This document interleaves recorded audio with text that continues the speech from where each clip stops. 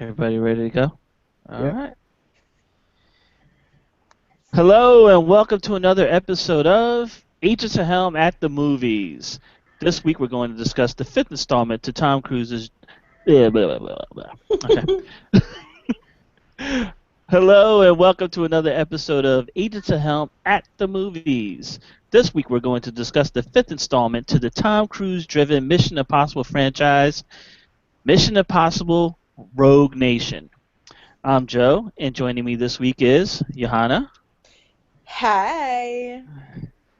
and Malik. Yo, what's going on, man? All right, not much. Did you guys have a good weekend? I did actually. Got to see Rogue Nation. Spent some. Actually, got away from the kids for a little bit. Got some time, just me and my wife, and got up to see a movie. Got some dinner and everything. So it's the first time. Actually, it's the first time we had been out as a couple since the baby was born. So it's first time in a little over 4 months, which was which was promising. So yeah, it was good. Yes. Much deserved alone time together. That's good. Seriously. And I got to see my movie because usually we got to see like a movie she would make me see. And so this time I got to see a movie I really wanted to see, which I mean she was interested in it too. I won't say she had no interest in it, but yeah. Cool. And Johanna, you had a good weekend? Yeah, there was oh my goodness. Yes. I had the best weekend and the worst weekend because I ate the best taco I have ever eaten in my entire life. I took The my daughter best to taco? the best taco. I took Aviva. We went to the pool, and then I took Aviva to this fair that goes on 116th Street called Carnaval del Barrio. And we were literally just going there for lunch. And Aviva didn't want anything else but tacos because she's obsessed. And, they actually had a spit with the pork, on it. And there was a pineapple above the pork on the same spit. And it was dribbling its beautiful juices over it. And I was like, Mm. yeah. But I was Hmm. like, Sounds- whatever. That sounds Like, amazing. it does sound amazing, but I've seen this fit before, so I was unimpressed. You Okay. have Uh, to you uh, have to realize that I have eaten tacos like forever. I'm like just the taco person. So I was like, well, that looks good, and I'm gonna take video of it because it's really cool looking, and the pineapple will at least make it all sweet. And I got my tacos, I got the baby's tacos. We ate at home, and when I put those tacos in my mouth, I cried. I cried. It was like there was just the right amount of crispness to the outside of the meat, but it was tender inside, and it was sweet, and the seasoning was just right. I also tried my daughter's tacos, and they you were. mean you ate your daughter's I tacos? ate my. No, she fell Yeah, asleep. basically. She fell. Translate it. You ate your daughter's tacos. She fell asleep. There was some chicken left there, and I tried it, and they were also good. And I thought to myself, this is the best taco I've ever eaten. And we went back. Not only did I buy tacos for myself, but I also bought them for my husband because my husband was like, "What about miracle tacos? Like, you gotta, give me some." So Did you eat I, his too, Johanna? I was close. I was so good. I kept them on the counter until he came home. You got Joe. You gotta love how Johanna is able to make her husband sound like wimpy. Like, Yeah, yeah. I mean, it's like if you give me a taco today, I'll pay you on Tuesday. let me tell you on Tuesday. Uh, I gladly pay you on Tuesday for a taco today. You know, Sean's getting a bad rap, Johanna. I'm I sure. know. I'm sure Sean will appreciate being a character on our show. He is. He's a character. He was just like, well, I need to try these miracle tacos. And the guy, the guy heard me talk about how great they were. The guy who was cutting the meat, and he's like, "Do you want pineapple?" And I was like, thinking it was some pineapple like under the table or something. I'm like, "Yeah." And he started to like shred pieces of the pineapple that was on top of the meat.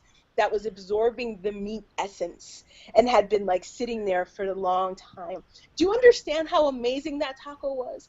Salty crisp pork This with sounds like sweet grilled 50 Shades of pineapple. Tacos.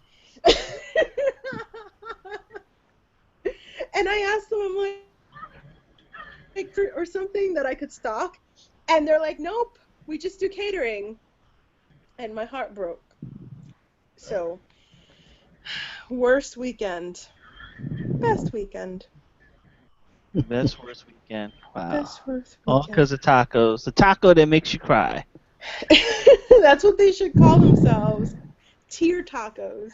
Uh, I tell you who else was crying this weekend with you, Yana.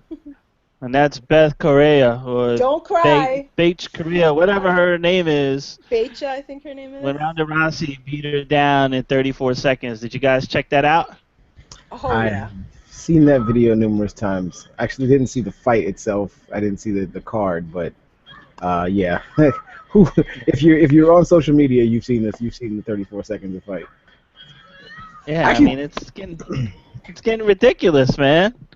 I mean it's great. I love watching the dominance because I mean I like Ronda Rousey, so I mean it's great watching her dominate. But it's like, man, this Brazilian chick talked such a big game and then got her Ugh. ass knocked out like in 34 seconds. I mean, like her face just hit the canvas like Oh boom. yeah. Ugh. She didn't have a chance, but I mean, she was also. I mean, the game she was speaking was kind of like got to the point of crossing the line with all the Yeah, suicide talk and the yeah. referencing. mm, She crossed the line. I mean, to frame it for the listeners, I mean, Ronda Rousey's father committed suicide, and I believe, God, how were they pronouncing her name? It was like, I mean, if you look at it, it looks like Beth, but it's like I think it was Becha Faith, Bait. or I Betha. just started calling her bitch Korea, but Oh. it's just easier. But she like, yeah, she was like, I'm gonna beat you. I hope you don't commit suicide because I know you got mental problems in your family. I mean that crossed the line big time, in my Yeah, opinion. that's you Crossed the don't. line. And Ronda Rousey felt like it crossed the line, so she beat her ass for that. I don't. I understand in normal life that that's crossing a line, but in the fight game, I think it's all fair. I think all's fair when it comes to this. And the reason why I say that is because at the end of it all, no matter what you say to this person, you know that you're going to have to back it up, and like that your day is going to come where the two of you will meet. So say whatever you want, right? It's not like a hip hop beef where the two of you can be on opposite sides of the country and just rapping these lyrics about each other, and and never the two shall meet, or it'll be 3.5 years at some award show where you finally see each other. No, this fight is happening. It's getting ready to happen, and it's getting ready to go down. And so eventually, all the words that you've spoken over the course of the promotion of the fight is what you're gonna have to answer for it. And the other reason that I'm saying is like Ronda Rousey is a champion. I mean, the last girl before this girl, the last girl she fought, she beat her in 14 seconds. Like she tapped her out in 14 seconds. So it was Mm. so bad. It was so bad they made vines over it. Like they lived like it was horrible, right? So to me, it's like if you're gonna try to get to the champ, you're gonna try to beat the champ. And this woman, Correa, she was the fifth ranked, um, in this weight class. So it's not like she was like the best of the best, and she was undefeated, but she wasn't. Before this fight, obviously nobody knew who she was. So one, she's making a name for herself, but two, she's trying to get into the head of the champion. If you can get into the head of the champion, maybe you get her to come out there too hyped up, wanting to knock you out, and she slips up, and then you get that hit, something like Well, that. she Maybe. got everything that she thought was gonna happen except the slip up. Yeah, yeah. She got angry. She got angry Ronda Rousey. Angry Ronda Rousey just happened to not be stupid Ronda Rousey. So there was no. She was completely capable of knocking her out even with that. I mean, but I agree with you guys that in normal life it's crossing a line. I think that No, on that stage. no, really, not even just normal life. In the mafia, they say you don't threaten the family. You leave the family out. See, Or I mean, even if it's a rule in the mafia, I mean, Oh yeah, because God, it's got to be they a rule follow in the fight game. they You follow don't bring the family in to involve. You don't involve family. You don't because threaten family. the mafia follows all the rules, right, Joe? They follow all their They rules. follow that rule. That rule they follow. That's something near and dear to their heart. You don't involve family.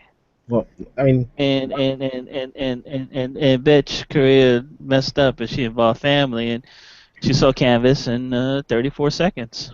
I just I don't. really, as a viewer, I wanted it to go like 5 rounds, but uh, it wasn't kind gonna of happen. just know that it's not gonna happen. She's only had one fight go out of the first round, and that was with Misha Tate, who she's gonna probably fight again in a few months. Yeah. Since Cyborg can't seem to get down to 135. So I just. yeah, it was another impressive performance by Yeah. Ronda Rousey. What we gonna say, Johanna? Oh, nothing. I'm just gonna cap that by saying that that fight was amazing. When she took the knee into Korea, I was just like, so that's the useful thing I have to add to this end of the conversation.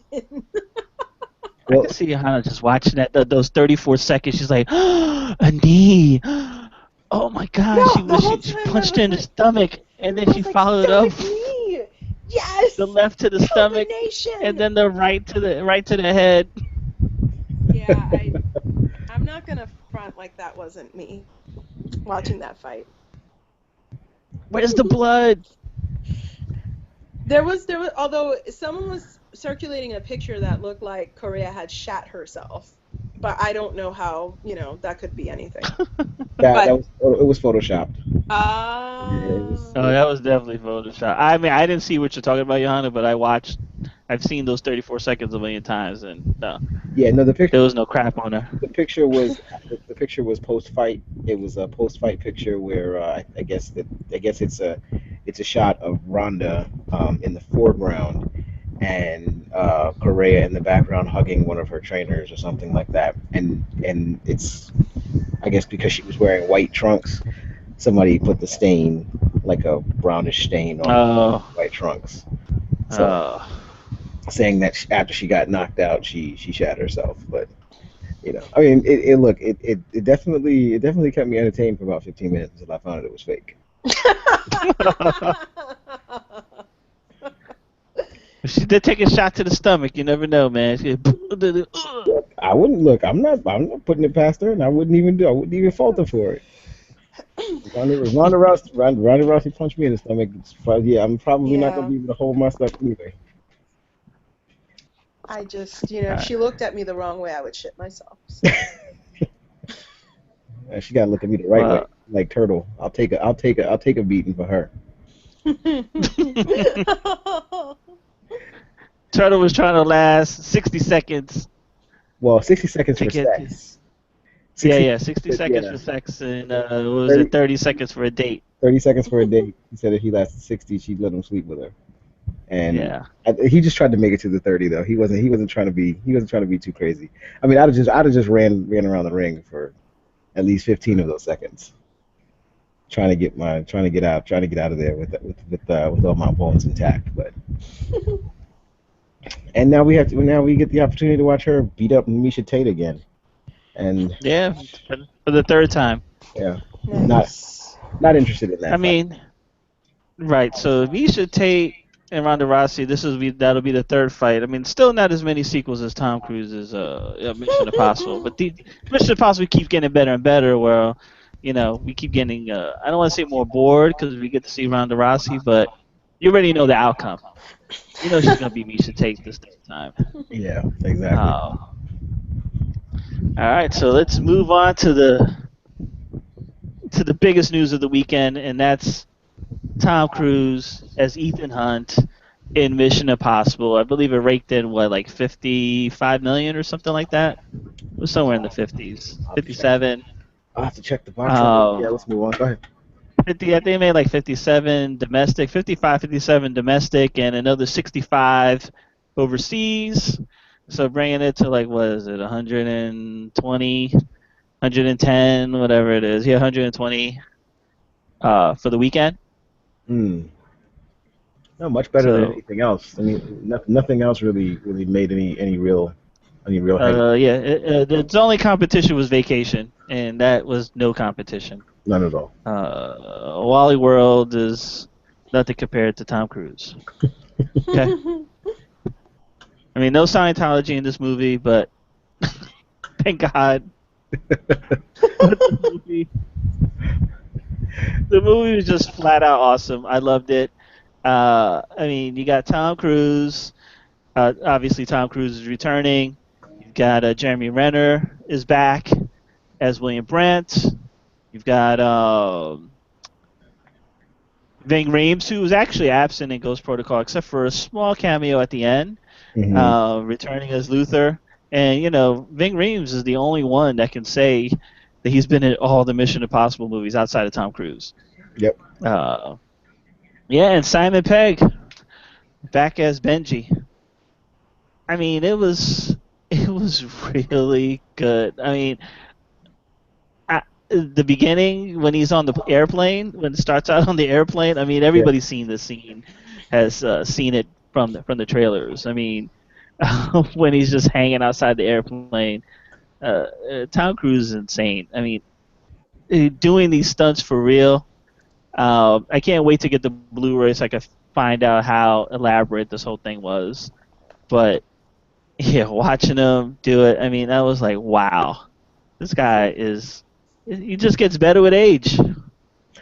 Yeah, that seems to be the consensus here. I mean, the man still looks like he has about 3% body fat. He still runs like he's 25 in Top Gun, and he's clearly, he's clearly ramping up the crazy in terms of just the types of things that he'll put himself through. But I mean, look, I have to say, I mean, all the people that you mentioned were great. They're great parts of the entire lore of Mission Impossible. I mean, what would Mission Impossible be without Luther? What would it be without Tom Cruise, without Ethan Hunt? What would it be without the rest of these guys? But to me, I mean, I can honestly say, newcomer Rebecca Ferguson, and I say she's new because she's new to U.S. movies, but Yeah, she's definitely been pretty been pretty active in the UK. She to me stole this film. she most certainly did, man. Was absolutely outstanding in her role as Ilsa Faust, and she clearly, was able to hold her own. Not only just able to hold her own in scenes with Tom Cruise, but she even got her own individual moments, and even those were great. So to me, I would really be interested in seeing her do some more action. And from what I read, she also did her own stunts in the film as well. Yeah, I mean, Malik, I agree with you 100%. I mean, when I saw the trailers and I saw Rebecca Ferguson, I was like, man, that's not Paula Patton. That's not Maggie Q. That's not even Danny Newton. I'm like, Yeah. what's up? What's up with this franchise? Not to say that Rebecca is not a pretty woman. She is, but just Hmm. not in the same vein as the other three women I mentioned. Uh, then I saw her on screen, and I saw her doing the moves and everything. Yeah, you say she did her own stunts. I mean, which is fantastic. I mean, I saw her, and it just felt believable to me. I mean, as silly as that may sound, it just felt believable. Like I believe that she could do that stuff, just like I believe in Tom Cruise. Now with the other ones outside of Maggie Q, because she does action, but like Paula Patton, she looked really awkward in her action scenes in Ghost Protocol, Hmm. where Rebecca Ferguson just looked like it was like second nature. I mean, she was just fantastic, man. I walked out, I was like, I want to see more Rebecca Ferguson. I hope she's in. I mean, they've already talked about doing MI6, so I'm just like, I hope she's in it. I Really? mean, she, yeah, she was just outstanding. I mean, I really liked her. She was just like super cool. The way she was able to play, and not the way. Not I don't want to say she. she played Tom Cruise, because to a certain extent she did, but it was all in trying to keep him safe and trying to do her job at the same time for the British government. So in her undercover role with the syndicate. And the syndicate, this whole movie is about Tom Cruise or Ethan Hunt rather, trying to bring down the secret organization known as the Syndicate, which is kind of like an anti IMF, and that's all detailed out in the trailer. Uh, and it's led by the mastermind, an ex-British operative called his name is Solomon Lane, and he's played by Sean Harris. Yeah, I didn't. For him, like I don't know how you felt about, but him as the mastermind, I wasn't like he didn't scare me. I didn't see him as like that deadly a villain. Although he's always seemed to be, obviously up until the end, he always seemed to be like one step ahead of Ethan Hunt and the IMF team. Yeah, I think those are probably it's probably my only issue with the film. I mean, first off, and I agree, like he was not he was not daunting in the least bit. He actually looked kind of a nerd. He's just like a Yeah, like a computer nerd or something like that that got some power. I mean, like there was a couple of scenes that he had where he had I guess that one scene where he's got the gun and she has just let Tom Cruise go, or she has Tom Cruise for and the her second time. for the second time. He has evaded Yeah. her capture, and she was supposed to have taken out, I believe, not the prime minister, but he was, I guess, the president, or he had the guy in the opera house.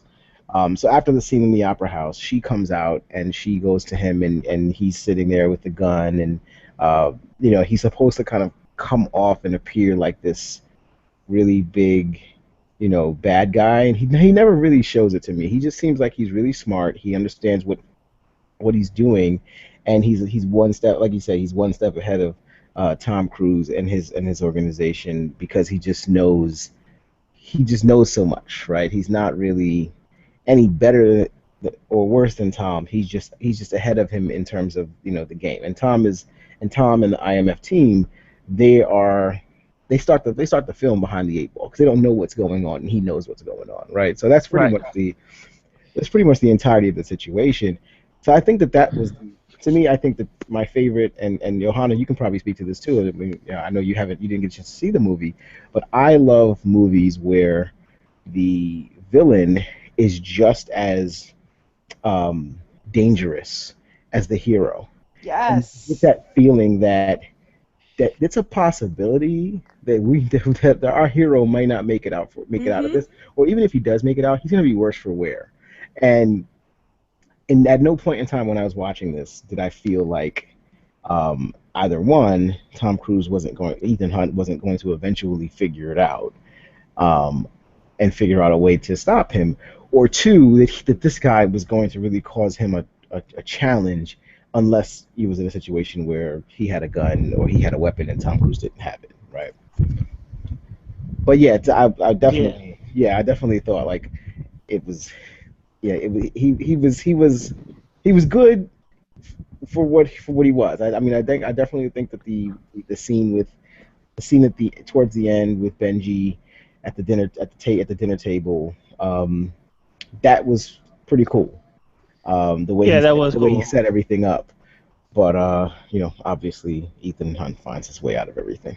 He outsmarts him, of course. But Hmm. I'll say this much: like when we first get introduced to Solomon Lane, um, like the minute he speaks, my friend next to me just started cracking up. He's like, "You hear his voice?" Because the voice didn't sound like like he sounded like he had like a nerdy voice. I mean, it wasn't anything scary. I think it would have helped a lot if he had a deeper voice. He didn't sound scary. He didn't look scary. Um, but mentally he was a match for Ethan Hunt, obviously up to a certain point until Ethan Hunt figures it all out. Uh, and I'm trying to think who else. I'll tell you the one other thing that that I had a slight problem with in the movie was I don't think there was enough IMF team work in this one. Jeremy Renner is mostly spends most of the movie apart from Tom Cruise. Hmm. It's really Tom Cruise and Benji, which is Simon Pegg's character. It's really those two spearheading this mission, um, and Jeremy Renner trying to catch up, trying to figure out what's going on, and then later on enlisting the help of Ving Rhames' character Luther. And that's not till like more than halfway through the movie, until they get really involved. And I felt like those two characters um, weren't involved enough. I wanted to see more of a team. uh, I want to see more of them acting as a team. If you want to say that like Simon Pegg, Tom Cruise, and Rebecca Ferguson was the team pretty much, yeah, I could accept that, and I did enjoy that. But I really wish Jeremy Renner and Ving Rhames were more involved than they were. They were involved like in the last 30 minutes of the movie, you know, putting everything together to capture Solomon Lane. Hmm. But it seemed like I wish they were involved more. Yeah, I mean, they spent a lot of IMF spent a lot of the movie not being IMF, right? They spent a lot of the Yeah. movie being like. It's funny because it's actually, the name of the film is Mission Impossible Rogue Nation, and in actuality, the IMF agents are the rogues, are the rogue agents, because they're the ones that are on the road. They're on their own mission. They're doing their own thing. They are the ones that are um, they're wanted by the CIA, and they're being hunted down. I mean, because honestly speaking, no one else knows that the syndicate exists, so they're not criminals as far as like the governments are concerned. You know, this this syndicate, according to Ethan Hunt and according to his people, is responsible for all of these catastrophes and all of these assassinations and all of these things that have gone on, and pretty much everybody else has assumed that it's all natural disasters or accidents. Like they Yeah. haven't they had no one else has connected the dots the way that the I am that Tom Cruise has, because Tom Cruise is just that smart and Scientology is so fucking awesome, right? So so so of course he's figured it out. Nobody else has, but so honestly, I thought that there was a play on that, because to me, the Rogue Nation really in the film really is the IMF, because though they're the ones that are the fugitives, they're the ones that are being blamed for all of the issues that are happening. Every time something bad happens, there's that scene in the very beginning when Alec Baldwin is in the courtroom and he's explaining why the IMF needs to be dismantled and destroyed, and he's showing. I love the playback to Ghost Protocol when he shows Oh yeah. the And Kremlin. actually earlier films too. Yeah, I love when he shows the Kremlin. Um, he shows like an aerial shot of the Yeah, Kremlin before and after. Yeah. prior to the thing, and then shows it after, and it looks. I swear, you swear there's no building there. There's nothing there anymore. But yeah, so I liked those parts. I mean, I see what you're saying. Like, you kind of wish it was more of a Mission Impossible movie, and it felt like less of a Mission Impossible movie because of that. But I think that just kind of ties into what the film was about. Like, it was about these people were no longer the IMF technically, right? They were no longer um, this highly funded organization. They were just using the tools to their best advantage, to their best use, and whatever they had on them, like that was what they were going to work with, right? And then the rest of it was just going to be their own ability to stay alive and their own ability to outsmart their opponent. Yeah, I mean it actually reminded me of the very first Mission Impossible. God, I can't believe it's almost 20 years ago, but yeah. Jesus. Where Tom Cruise loses actually he's the all the other members of the IMF team get killed and he's the only one left. He's the lone survivor and he spends the whole movie pretty much on the run Hmm. and trying to prove his innocence. And it's kind of the same thing here in Rogue Nation. He's pretty much on the run the entire film. He enlists the help of some of his, obviously the old members of the team. Um, in the end proving his innocence because obviously he's getting blamed for all the stuff going around. What's his name, Alec Baldwin, saying that the syndicate is a figment of his imagination and that he's the one that's really behind all this stuff. Um, so yeah, I mean, I like I said, I just wish it was more team involved. But by the time we get towards the end of the movie, uh, it is a team, and I guess the positive side of that is that we got to see a lot more of Rebecca Ferguson because she pretty much took the place of the other IMF members. Yep. So I mean that was the huge bonus. So yeah, I guess it's a worthwhile trade. Less Jeremy Renner, more Rebecca Ferguson. So Oh, um, I'll take that trade in anywhere. I'll take that trade in any yeah, day. I'll take it. Yeah, I'll No take it. problem. I'll No take it. problem. Plus, Push comes to shove, I'm taking it. we'll get enough Jeremy Renner in the next in a Hawkeye movie eventually, or some other form of action film that they keep throwing him in. He always seems to get the opportunity to do action films, and show us what he can do. In his limited in his with his skills. So I don't have a problem with that. Yeah, I mean, I think that the only problem that I had with the movie, and I was talking to my wife when we came out of the theater, was that it always seems like the lead is the smartest guy in the world, not just in the building, but like in the world. Like no, like nobody else. The entire government is completely like oblivious to the possibility of this syndicate organization even existing. To the point that where this agent is like running around investigating them, and they're like, we have the CIA has no interest in investigating this syndicate. I mean, clearly he's getting information from somewhere, and so I kind of like that. Sometimes I kind of like from the certain standpoint of where the government side is actually a little bit smarter. It really felt like they were playing. Like to me, I felt like Alec Baldwin's character was a waste of space, for the most part. He was the thorn in the side of the IMF, but honestly speaking, he wasn't really much of a thorn. It's not like they weren't doing anything, behind his back. They Yeah, were it doing wasn't everything stopping they Tom wanted. Cruise. Right? He wasn't stopping anything from happening. And he just like wanted to be kept abreast of everything. He wanted to know what was going on, but in all reality, I was like, I personally preferred Lawrence Fishburne's character in was it Ghost Protocol? When he was in No, MI3, MI3, MI3. MI3 when he was in that, and because he kind of had his own. He was along the same line, straight laced, wanted to make sure he knew what was going on when it was going on, and but he understood what the team did, and he understood what they were about.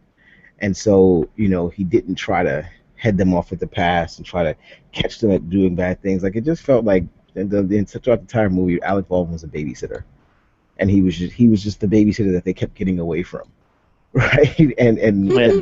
And then he'd catch them at the end and be like, and then they made it when they made all at the very end of the movie when they make it seem like they make him seem like he was the one that saved the day, and he was Yes, like, he oh, saved the okay. prime minister. Yeah, he was like, oh, okay, yeah, that's what I did. It was like, oh, come on, dude. I know you're better than that, Alec. you know, but if I could have a problem with it, it would be that.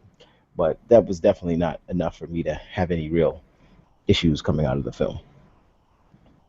I'll tell you what I didn't have a problem with, Malik, was the action. Oh, Because great. the action was in full gear. I mean, from the opening sequence on the airplane, which was kind of short. I would have liked to I would have liked to seen it stretched out or a little longer. Hmm. But yeah, that opening sequence was a little short, but very exciting and very funny because Mission Impossible does a great job of combining humor. At least now, these last few have done a great job combining humor, action, and drama all together. But yeah, I mean, from the he's hanging on the side of the plane and Benji's opening the wrong door. He's like, not that door, the other door. Gets in a couple of snarky words to the guard inside, or like that little because he when he pulls the parachute on the weapon shipment, right? and then he goes flying out and he like waves goodbye to the guy or whatever. But I don't know, the two scenes that really stick out in my head are the motorcycle scene and or the entire chase scene Hmm. and the underwater scene when he jumps through that little hole into into that crazy whirlpool. Yeah, Uh, I absolutely they were no. great scenes. The underwater scene scared the bejesus out of me. I actually have a fear of I actually have a fear of drowning. Ooh. Yeah, I don't. I'm not a like. I love to be in the water, but I don't like being underwater for very long. I like being like on the water. Because I do have that fear of drowning, and I think I read somewhere where like someone said like it's probably the worst way to die because you're underwater and you can see, if you're in the ocean, you can see the top, right? So you can see the air, right? You can see where you need to go in order to survive, and you can't do anything about it because obviously you're being pulled down. I mean, that's not what happened in this, but it was the same. It gave me the same feeling where he's got this. So Johanna, just to kind of give you an overview, he's got a mission that he has to do. It's quote unquote an impossible mission, of course. Um, he's Uh, exactly they play on that pun, more than enough times throughout the film. Um, but he's got a mission that he has to do, and he has to hold his breath for 3 minutes in mm, submerged in water in order to do it. And so obviously this is something that he's capable of doing, or else he because he never says that he can't do it.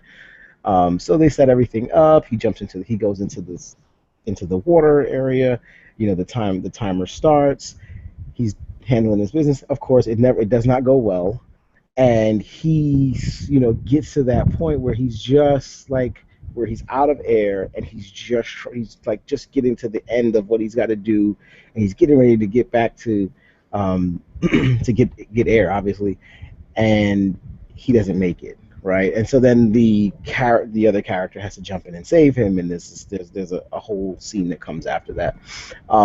So yeah, to me, that part really, like, I was sitting on the edge of my seat the entire time, just because, partly because I have my own fear that I'm dealing with here of being submerged in water, and then partly because I'm like, is it possible? Because there was even a feeling right there where I was like, is it even possible for him to either be not dead but unable to continue, and we have to move forward with Rebecca Ferguson? Because even by that time, she had kind of showed herself to be a formidable character who could clearly carry things on her own if necessary. So yeah, it was definitely an intense scene, followed by a chase scene that, to me, is one of the better chase scenes I remember in action films. Yeah, I love oh. the fact that it led like the underwater scene led directly to the chase scene. Yeah. Uh, it was great, and then you have Tom Cruise coming out of his. Well, they had to use what do you call those things again? Electric shock. What do you call that? The defibrillator. Yeah. They had to Yeah. Hmm. use the defibrillator on him to revive him, get him back, and then within like 10 minutes or less than that, he's in a car in a high speed chase scene. Yeah. Um, it was funny when when he opens the door and the music starts playing, he attempts to jump over the car And he and he can't. trips and falls. Yeah, Yeah, because and he can't because he's still trying to recover. yeah, That was pretty funny. He's like, can you drive?" He's like, "Yeah, yeah, yeah." And he just jumps in the car. That part was funny.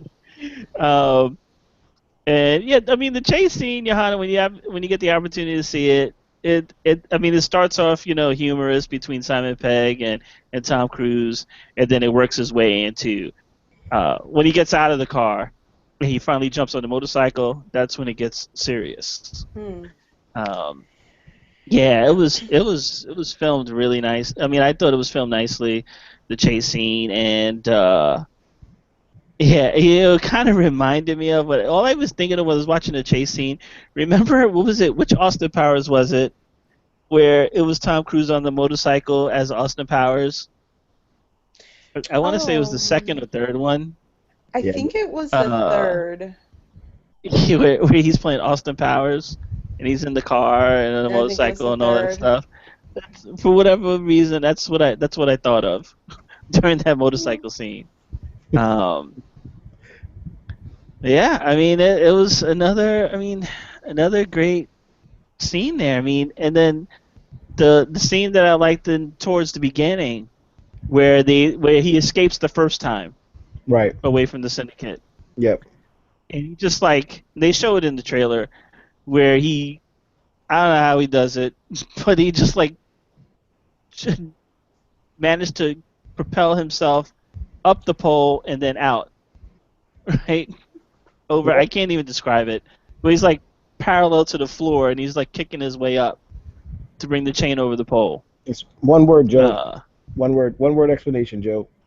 Scientology. Scientology. I think that Scientology allowed Tom Cruise to escape that scene.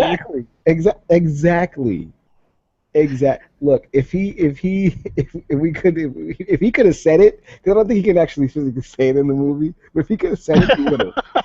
he said it with his eyes, I'm sure. He would Said it just with his say eyes. like he would just say Scientology, and then all of a sudden he'd start like he'd get And these then the force would just bring him up. exactly exactly.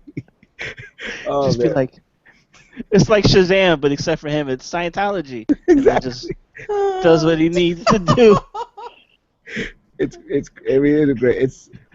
It's a bunch of impossible shit that this 5'6" guy does, you know. And- and- I was but like, you dude, love you it, gotta you be like, know. you gotta do Exactly. some P90X shit to get to do that what he did. I mean, maybe it's magic or maybe it's Xeno, you know? They're kind I of think it's similar L. in Ron some Hubbard. ways. L. Ron Hubbard. That's L. awesome. Ron Hubbard. There's Huh? there's books on it, man. I'm telling you, there's books on it. Yeah, L. Ron Hubbard. He wrote them. Yeah, it's They started Dianetics off helped as him get up a. the pole. Dianetics helped him get up the pole. But I did like that Rebecca Ferguson's character. She was holding the key in a rabbit's foot, hmm and so immediately I see rabbit's foot, and I think of MI3 Yep. with Philip Seymour Hoffman saying, Yep. "Where's the rabbit's foot? Yep. Exactly. Where Yeah. is it?" There were So a bunch of little things that like led you down the path of. yeah, If you remember seeing these movies, you know, here's a little golden nugget of information of a tie-in to the film, to the previous films, which I really like. I like when movies do that. I like when yeah, they recognize that, you know, not for nothing, we've been through this with them for 19 years now, you know. Watching Tom Cruise and the IMF go through everything that they've gone through since 1996, which was when the first Mission Impossible was released. So yeah. I'm surprised we've only got 5 movies in 20 years. This guy needs to get a little less busy so we can just start churning out some Mission Impossible It's movies. every 4 years. It's yeah, every 4 years. And doesn't he do Yeah, projects it in seems too long. between? It seems too long. Look, We look, get a look. Fast and Furious movie every 2 years.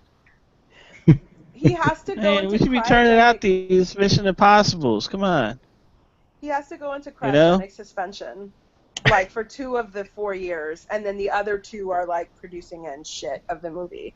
Like that's how Come he on. stays young. I just figured it out.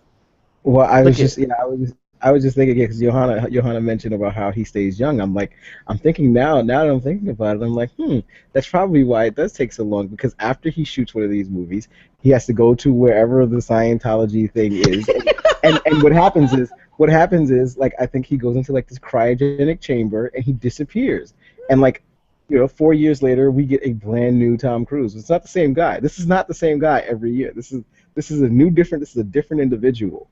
They're cloning him. That's they might be cloning him. It's not, clones. it's a Tom Cruise clone that comes out looking exactly the same as he did before. No hair plugs.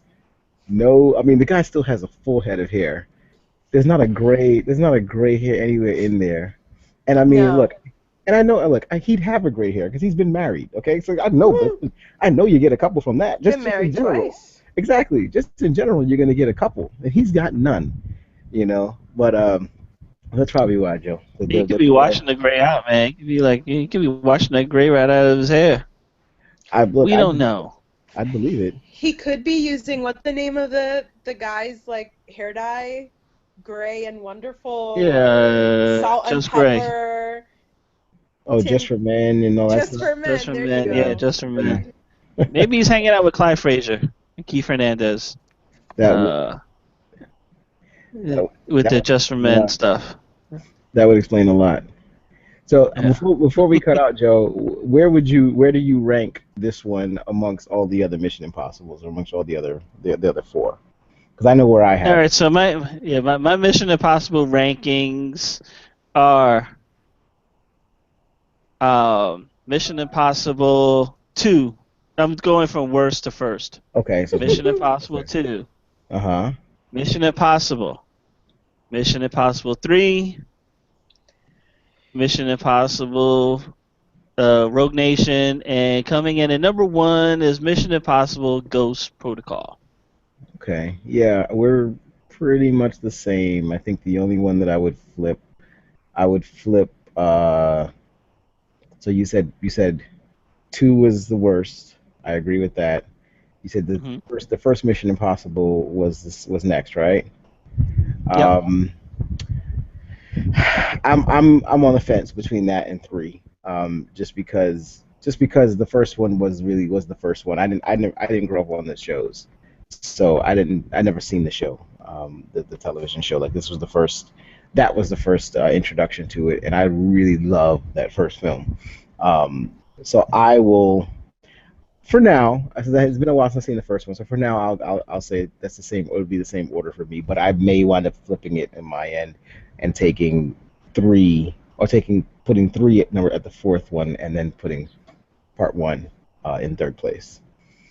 Yeah, But see, my big issue with the first one was I had seen the TV show a lot, and this was not a team. There was no team. mhm. It was just Ethan Hunt, and I mean he did assemble a team, but 2 of them were traitors, and so he's really left with Luther. So I mean it really wasn't. It wasn't what I expected as far as like Mission Impossible. Although, and actually when I saw the very first one, I actually didn't like it, except for 3 scenes that I liked in the movie, which happened to be spaced out throughout the entire film. So I end up every time I used to watch, I end up watching. I'm like, I want to see this scene, and then I end up watching the whole movie. But it's grown on me in the year, grown on me through the years, and I really love it. But still, I have it as in 4th place. Mhm. Well, so if you get a chance, Johanna, go see it. I mean, even though some of the plot points we discussed here are, I don't think that they really give away too much of the movie. You can still see it and enjoy it. For the action itself is really good. Yeah, this kind of movie. Yeah, doesn't I don't seem think we like... gave away too much, Johanna. It was I think we kept it, spoiler free outside of Rebecca Ferguson's performance. I mean, there's a lot that we left out, and I think you'd probably enjoy it. Yeah, I'm scared to ask this question, Johanna. I really am. Oh no. How I haven't. How many other Mission I Impossible movies have you seen? None. 0? Oh my God! Not even one by accident. I mean, No. come on. No, I haven't. I mean, The franchise has been around for 20 years. I know. How you missed I know. all of them? and the funny thing is, they've been on cable for the last month. I just They show them all the time now. You guys have to realize that, like, I didn't watch a lot of TV until, like, I met my husband 9 years ago. Okay, if your husband guess- has seen some of at least one Mission Impossible, then that means that you should have seen one as well. He's definitely seen most of them. I just, So- it just hasn't happened. So in the last 9 years, Johanna, 3 Mission Impossible movies have come out, right? Mm-hmm. So you could have seen at least one of them, and you haven't. It's never come up. I So don't know before what you go to. see Rogue Nation, you have to watch all four No, no, no, no, Gospels. no, no. How am I gonna do that? That's impossible. It's not possible. It's impossible. There's like Not impossible. it's 8 hours. It's Oh, okay. You watch 9 hours of uh oh my God, Mr. Wickham. You watch that 9 hours of that. You You know could how you yeah. could you know how I watch movies though. It'll take me months. Like I'm gonna watch like half an hour of one and not pick it up till next week. oh, so So disappointing. I can try to watch one. Are they like 3 hours long They're or two an hour and hours a long. half? They're two Yeah, 2 hours. hours. 1.5, 2 hours. It's not. I mean, you. I think you can get it. I think you. I think definitely. I say start with the first one. And if you like it, I think you'll keep watching because they're good. I mean, they're good. They're good. Enjoyable. They're fun experiences. You see, Joe, Malik is being reasonable about this exercise. You're just like trying to force feed these Mission Impossibles like down my throat. I watched 9 hours of Pride and Prejudice. I think you can watch a few hours of Mission Impossible. That's all I'm saying. You know what? It was worth it to hear you do the voice, the Mrs. Bennett voice. This has all been worth it. No. If I can do 9 hours of that, you can watch 8 hours of Ethan Hunt. Okay. I mean, I'm willing to do it. I did enjoy the chase scenes that I saw in the trailer and like the teaser in the interview I saw with him with Jon Stewart. So yeah. Yeah, and Tom Cruise runs in this movie, and nobody runs like Tom Cruise. But Nobody. just in case though, and I'm gonna ask Malik because you're being unreasonable. Malik, which would hmm be like the top two movies that I should watch of this group. of the four, yeah, of the franchise, yes. I would definitely say Seagross Protocol. And Uh-huh. if you've never, I would say this: if you've never seen anything about Mission Impossible, I would say see the first one because at the very least, it does provide you at the very least a little bit of context in terms of like what the IMF is all about. Hmm. Um, so I would suggest you see the first one, and I would definitely suggest you see Ghost Protocol because, as Joe and I agree, we believe it's the best one. Yeah. Um, you can skip two if you want to. It's basically just John Woo's take on Mission Impossible. And if you know John Woo the way most of us know John Woo, A lot of slow motion. he John Woo's the shit out of the movie. So, uh, but Slow motion and doves.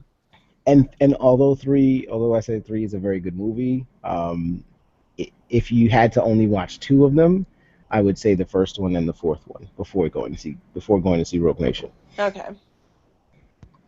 All right. Thank you, Malik, for offering me several paths to understanding, to learning, because it's all about differentiated learning, you guys. So, by the way, the IMF, are you talking about the International Monetary Fund? Is that what the movie No, is about? no, it's No.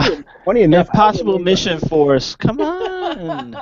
Impossible Mission Force? Yeah, that's like the dumbest name of anything that I've ever heard of in my life. I was like, seriously, how did I not know that was the name of this damn team? Not to mention they share their name with an organization that is like widely like disliked, if not hated. Exactly. Oh, but I will pretend that I don't know what the IMF is so that I can understand this IMF. Don't worry, you'll get to know it when you watch all four of them. I think it'll be plenty of it'll two is a good start. Like I said, pathway to learning, differentiated, and then if I feel up to it, I will be able to watch the other two. You're just lucky that the movies aren't connected. Like If they they're solo. if they were They connected, I would don't. watch all of them. Yeah, they're not connected. Well, So then that's the whole thing. Like if they were connected, I would not be trying to, you know, pass the buck here. but So I just need to find a series where the movies are connected, which forces me to watch. Force you to watch all of them at once. Watch all of them. Yeah, like the Bourne movies. Have you seen any of those? No. Yeah, so you gotta No. watch 1 through 3 in What? order. Hold In up, order. hold up. Differentiated learning. That's a lot to put on me There's right no now. differentiated learning when it comes to Bourne. You have to watch them in order. I think I watched half of one. You probably saw a Bourne Legacy. That doesn't count. He was driving around like in Europe or something on a That's every movie. cobblestone path.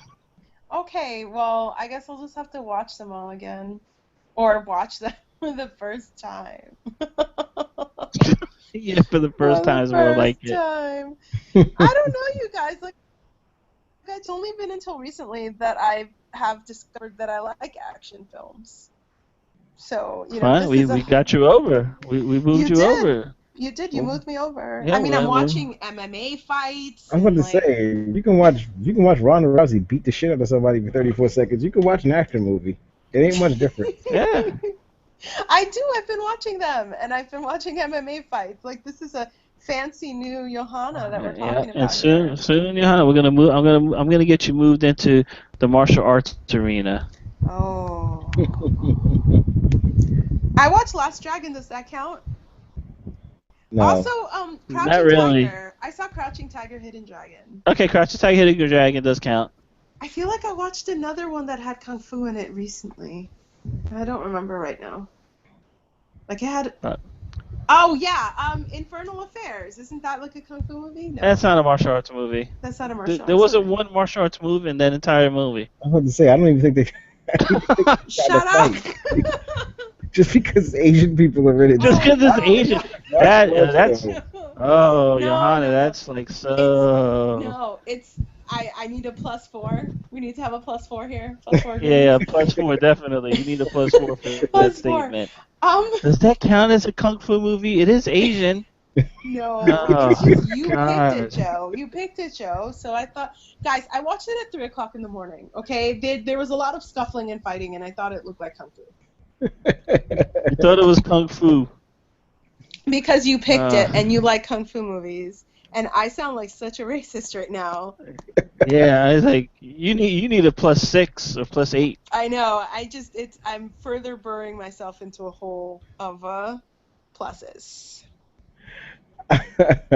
This will probably be edited out in post, but that was funny. Oh yeah, this is all going. None of this is making it. None of this is making it. After we do the rankings, it's over. Okay. Have you guys been hearing? All right, so. Okay, sorry. I don't know what were you gonna say, Johanna? I was saying, have you guys been hearing my clicks and shit? Because I just drill my clicks and shit, and I'm really worried that there's just a lot of clicking going on. No, I haven't heard any of it. Okay. No, I didn't hear any clicking. Okay, I'm glad. No. All right, awesome. So you're gonna close it out, Joe? I'm gonna close it out. I was just getting ready to. Johanna, you done? With my neurosis? Yeah, I'm done. I'm done with my neurosis. Continue. My neurosis. All right, well, that's going to close it out this evening. So, guys, definitely go see Mission Impossible Rogue Nation. You won't be disappointed. Go check it out as soon as you can. And wait for MI6. So, for Johanna, Malik, and myself, this is Joe. Have a good night.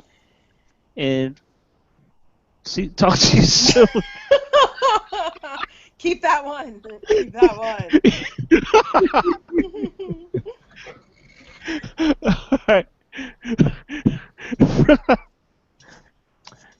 For Johanna and Malik, I'm Joe. Thanks for listening. Take care and have a good night. Later. Peace.